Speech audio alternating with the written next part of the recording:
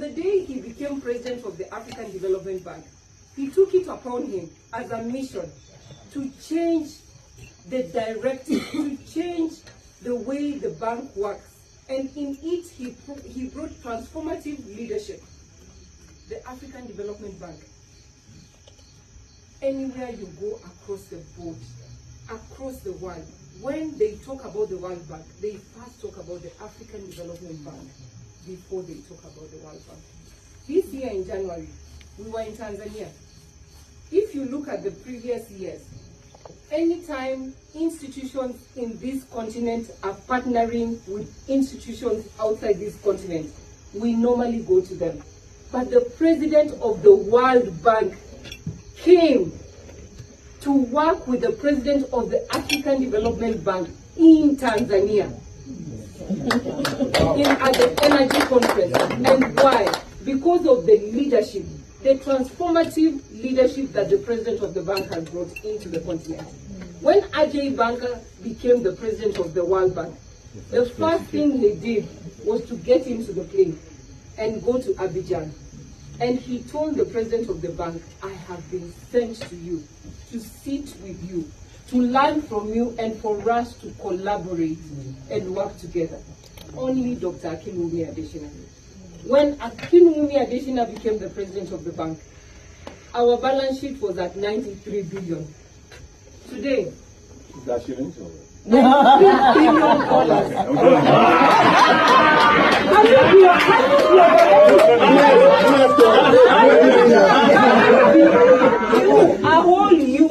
Having been Minister of Agriculture in Nigeria, one of Africa's biggest economies, how can you be operating in shillings? You can only be operating in dollars. Today, the bank's balance sheet stands at 18 billion US dollars. Wow.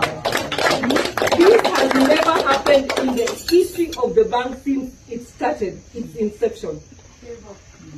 The president of the bank has been able to raise the capital of the bank. Why? Because of the personal relationship that he has created with the heads of states across this continent and outside, our shareholders, to be able to take general capital increase, to take to the bank where it is today. Without much ado, ladies and gentlemen, please join me in welcoming the president of the African Development Bank, my dearest brother. Can you remain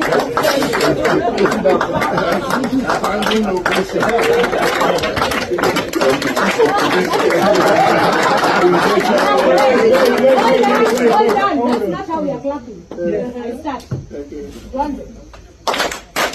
Mr. President,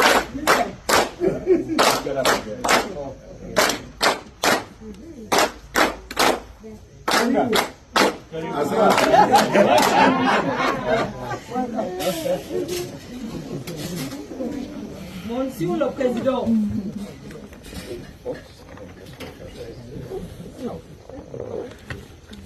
Well, good evening, everybody. First, let me thank you very much, Eric, for welcoming us to your amazingly beautiful home and lovely gardens here. And if I knew that this was what you had in mind, I would have actually returned to the hotel, changed myself in some other clothes. But thank you very much for your hospitality and generosity and your friendship. Let me thank our host over there who hosted us to the golf today. Thank you so very much. Please thank him. We had a wonderful time. I had Raymond helping me with all of my shorts and so on. And I was only able to do 9 holes. That's not because I'm not fit, but that's because the course is much tougher than I thought it was going to be. But thank you for all the others, the Justice and everybody who actually did the 19 holes, and so well done. How do I start? I'll come back to all the issues. To thank God for a sister, a junior sister, and a bro like Fanny's. Fanny's is one of the most phenomenal people that I have ever met. Thank you. Fanny's is brilliant. Fanny's is committed. Fanny's is dedicated. Fanny's is passionate. She's driven. And I've hardly seen anybody that has the power of connecting people and connecting the dots and the maps of Africa for Africa's purpose and good than Fanny's. She specializes in supporting leaders, praying for people, counseling people. You go to places and, if she sees 3 heads of state that are not talking, she'll say, oh, please, I think you need to talk to this person and all. That's just what the kind of person that Fanny is. She's a connector, she's a facilitator, she's an encourager, and she's a promoter. And so I want to really say that you are my darlingest aburo. And I want to, on behalf of Grace and myself, tell you that we love you so very much. We cherish you so very much. Thank you. And we are grateful for the counsel. We thank you for the support. We thank you for the networks that you created to, and the wind you put behind our sails as we do a lot of work. Thank you for also working together with Eric as you both walk into his life and he walks into your life, and putting up this wonderful event today. So thank you very much. I love you very much, Fanny. Well, today actually I'm overwhelmed because just about on the 6th of February, my wife, Grace, celebrated, put up such a big party for me in Abidjan for my 65th birthday. And when she was putting this party together, she said to me, she just woke me up in bed and said, honey, look, I need to talk to you about something. And I said, honey, what is it? She said, I am putting together a surprise birthday party for you. And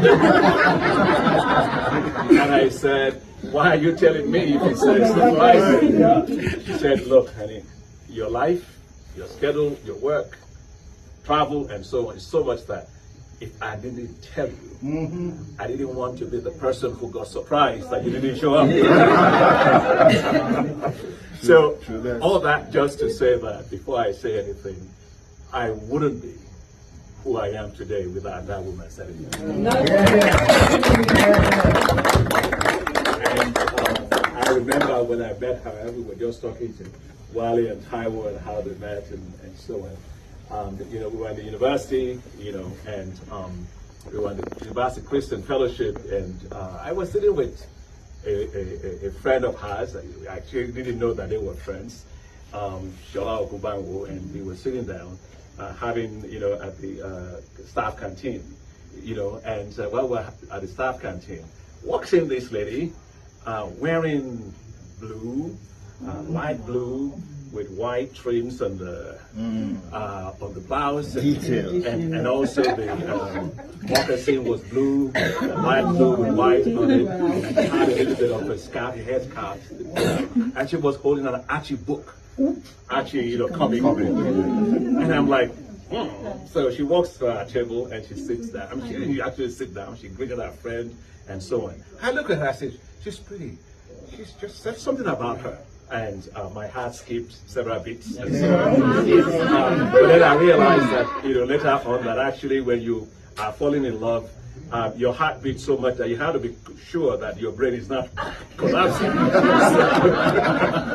Some of your arteries and so on, other things might happen. And anyway, I said that because I asked her what's her name.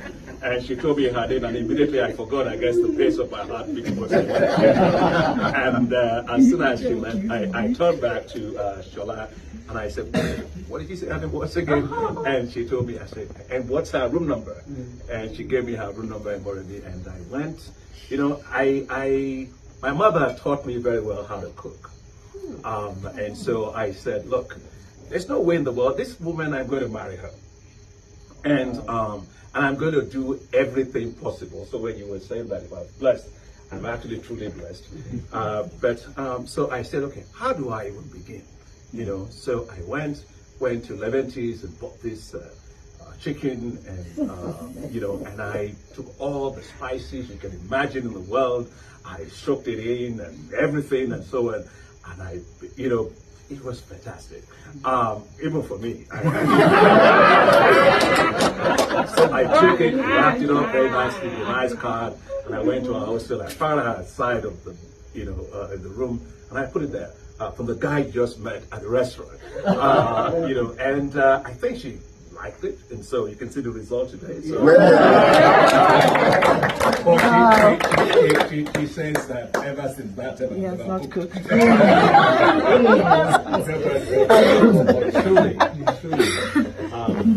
The best decision I have made in my life was marrying Grace. It's the best decision. Wow. And I like to particularly say, because Fanny said it when we were talking over there about the award, and that actually is as much for Grace as it is for me. And I actually say yes, because without Grace, I wouldn't be getting those awards.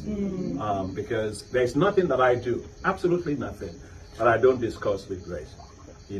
We have a lot of debates, we have a lot of conversations, from economics to politics to finance to investment, you name it, anything. We're just great friends, we discuss. And when I was in government in Nigeria, the president